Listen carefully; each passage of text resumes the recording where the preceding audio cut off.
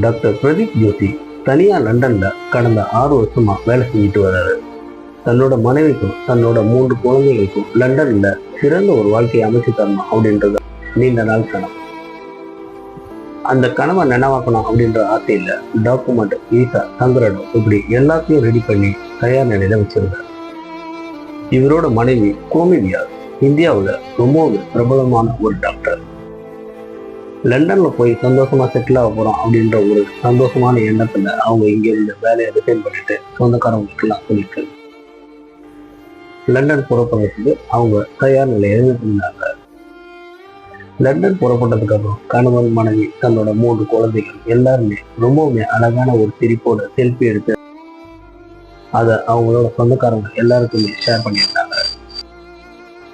அதுதான் அவங்களுக்கு கடைசி செல்ஃபின்றது அவங்களுக்கு தெரிய வருதில்லை. ஃப்ளைட் கிளம்பி கொஞ்ச நேரத்திலேயே இந்த விபத்து ஏற்படுது. வாழ்க்கை ஆரம்பிச்சு கொஞ்ச நேரத்திலேயே இப்படி முடியும்னு அவங்க எதிர்பார்க்கல. இந்த அழகான குடும்பத்துக்காக இறைவன் கிட்ட நம்ம எல்லாருமே பிரார்த்தனை செய்வோம்.